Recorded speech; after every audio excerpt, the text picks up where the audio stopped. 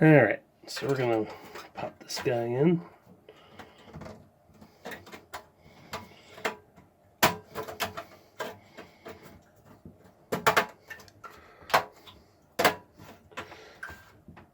One thing to note is each one of these holes has little tabs that come out. You can hear a little noise. Sometimes people don't bend those in the correct positions during builds. Alright. So, motherboard going in.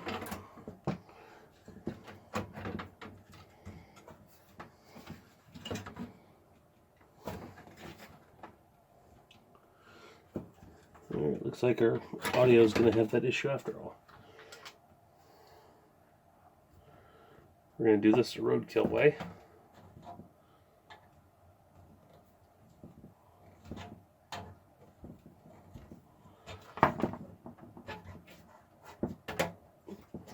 And hog those holes out. Let's see if that's enough.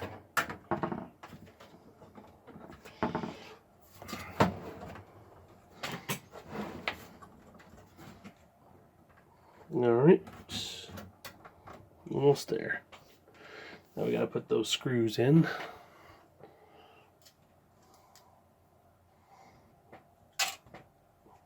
Kind of helps not to drop them. Much later. I got some more light on the situation. Now we're going to hook up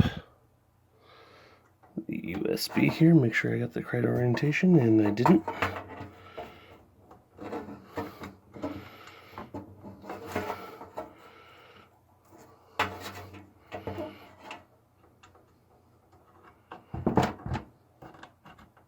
There we go. And now next, the most fun part's going to be getting the I/O. Oh, good. Thank you, Compaq / HP, for making this a breeze.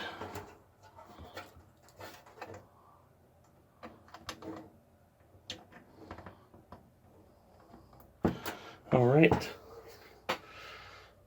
Now we got the sorry, I keep calling it I/O. I got the front panel connected. So now we need to hook up the floppy drive. We're going to tuck the cable under here.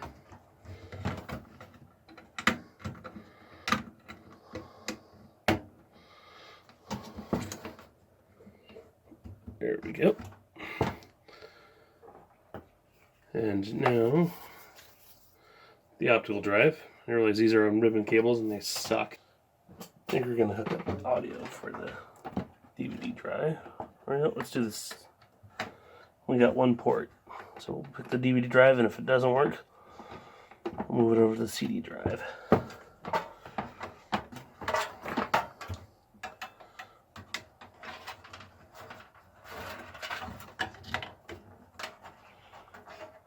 And that goes right about here. It's keyed to fit only one way. Now, we use this kind of cable because CD-ROM drive really doesn't do any better if you hook it up with the other one. Yeah, we're just going to be reusing parts from the old machine.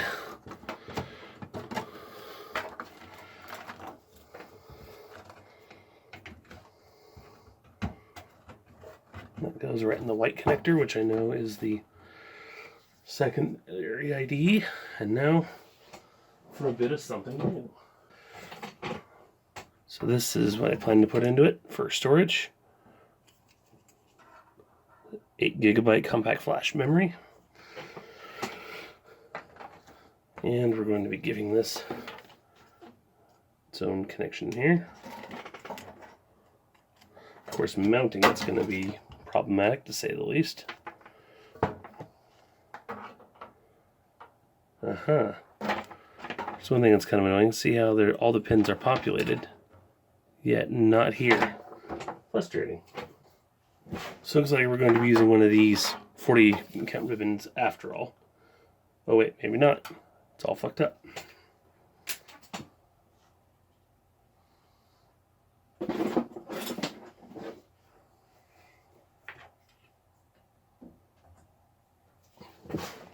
One trick you can do is take a push pin and actually make a hole even though there's no connection.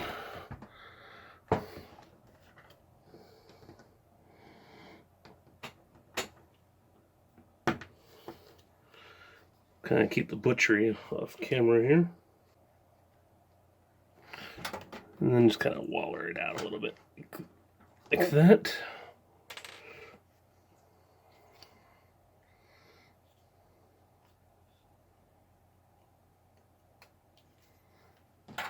See? And then snaps right in, even though there's no connection on that pin. Don't worry about it. It's not going to hurt anything.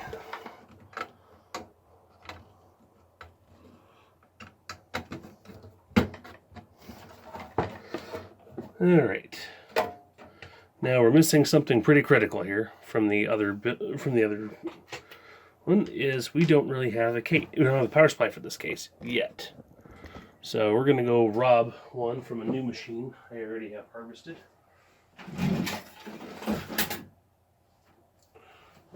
Here we are. Again, too nice a part for this machine, but that's how it rolls in the Wild Wild West.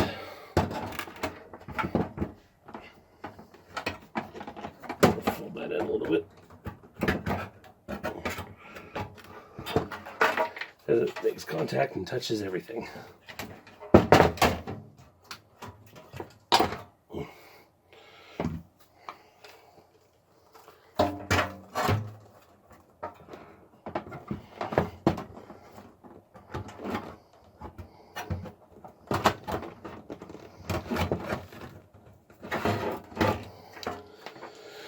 Oh, there's not very much space in this case, so there we go. We'll just push the optical drives temporarily out of the way. And we'll slide it back in place. Ooh, there's a nice... There we go. I thought that was going to be an issue. It almost bound up right there, but it'll be fine. There. We have the cable management job from hell here, but it's only temporary.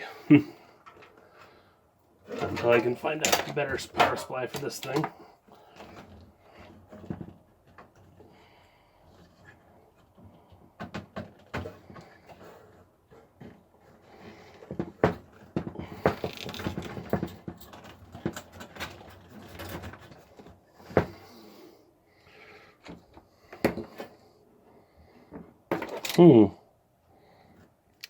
Probably should have looked a little harder.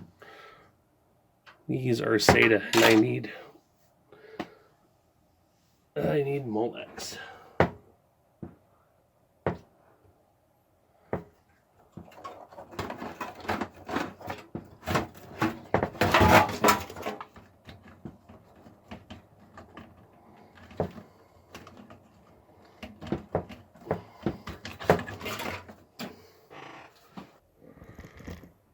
Okay, fortunately, friends coming through on this one. So it looks like I've got, let's see, 2 here and 2 more on this one. Again, too nice of a power supply for this case, but oh well. We're just going to roll with it. And this one's a Thermaltake TR2 430 watt. Again, more too nice a part for this machine.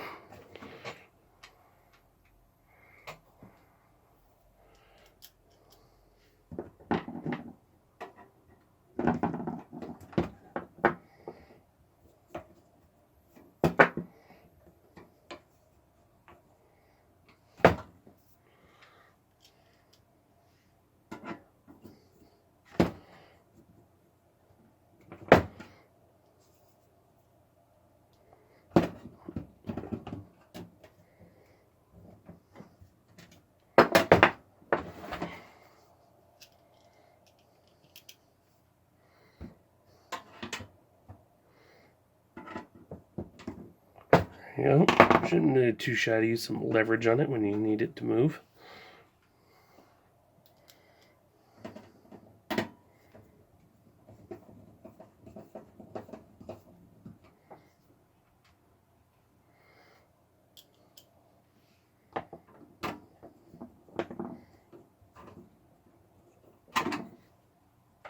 Okay, now let's reconnect. Okay. Let's see if this can be broken. There we go. Yes, it can be broken out.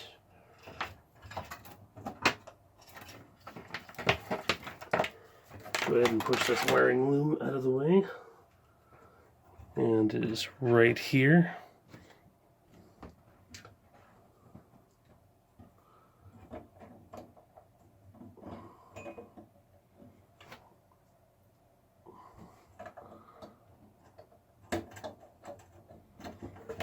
There we go, CPU power connected.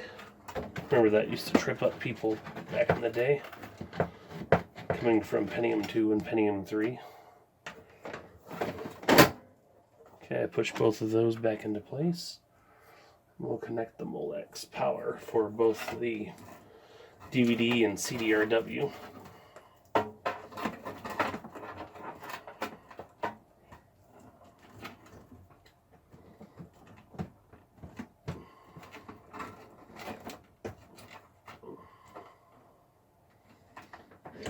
Actually, let me change that around.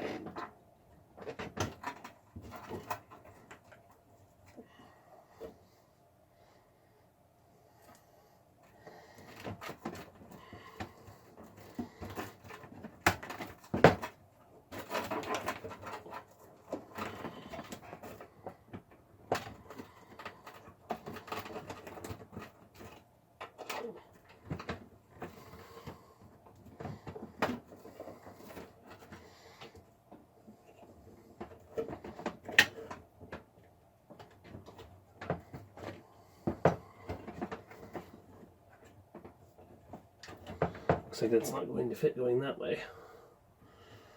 Oh well.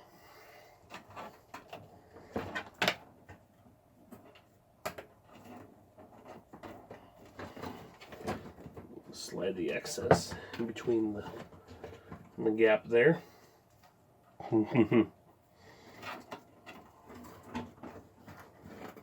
Just to get them out of the way, because the airflow is already going to be a disaster in this case.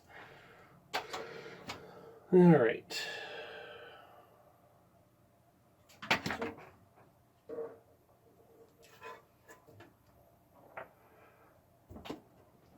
Looks like I'm going to have to rearrange which one of these is using what.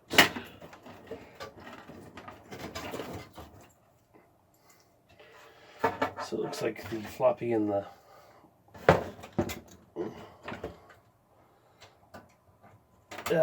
Compaq flash drive will be sharing.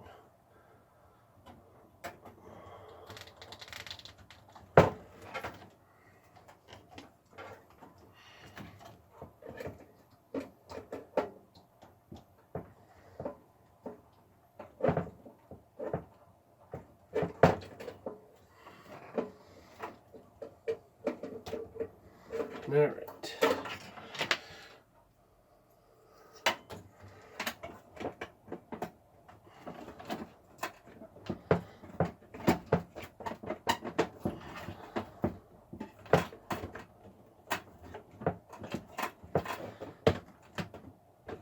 Alright, now that we have all the cables in all the way, let's go ahead and get this guy out of the way.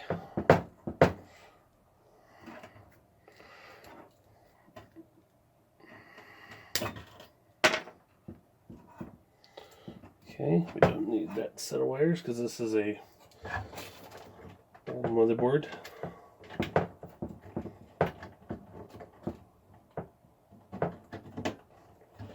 Alright, we got power hooked up. We have absolutely atrocious cable routing. And we have our Compaq flash. For now, it's just going to be it's going to be hideous, but whatever. We're just going to get the thing running, and then we'll worry about making it pretty later.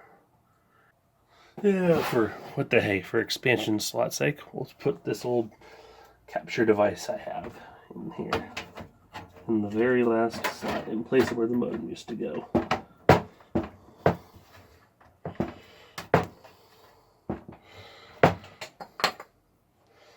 And for now, we'll just roll with the onboard Intel disgusting video. We'll put something decent in later.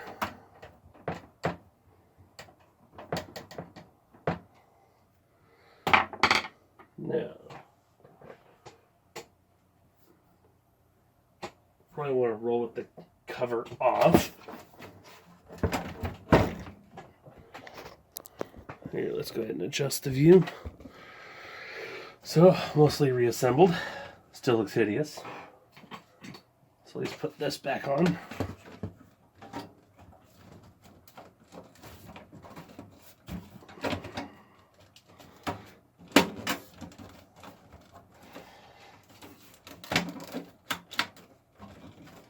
Oh, come on. Play ball. There we go. When in doubt, just use brute force. Okay, let's hook back up to keyboard. Drop the mouse cable.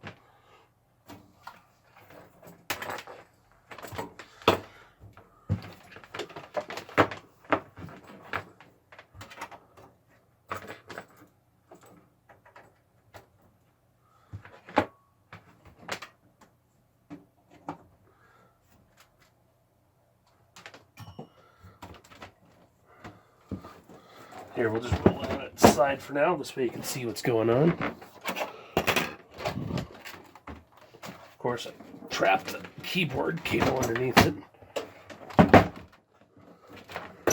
Alright, who's ready for a smoke test? Okay, didn't catch fire yet.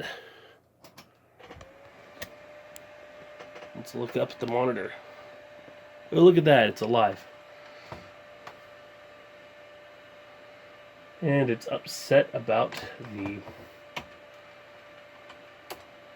It's possible the battery's dead. The data shooting this was...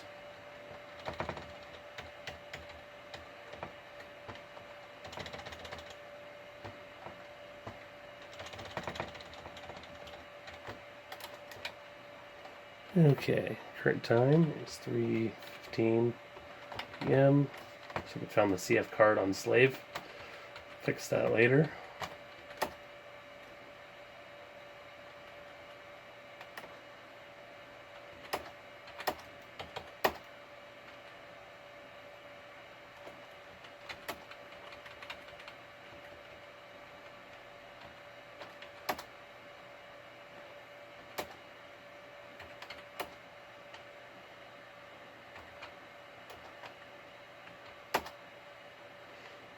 Okay, looks like the temperature's holding. We're at 27 degrees.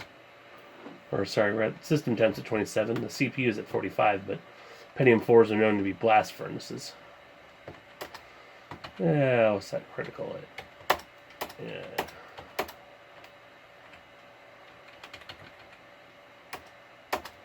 Okay. Now let's see if there's actually an OS on this darn thing.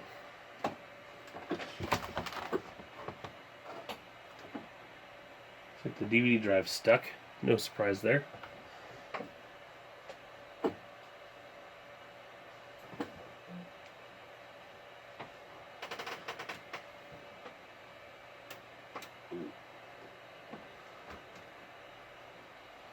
Nope, that didn't work. So we need to put an OS in this thing. Thinking just for old-timey sake, let's do a copy of Mandrake Linux. Custom thing I did years ago when I was a kid. Looks stupid as fuck. Don't care anymore. Okay, let's put in this darn install disk.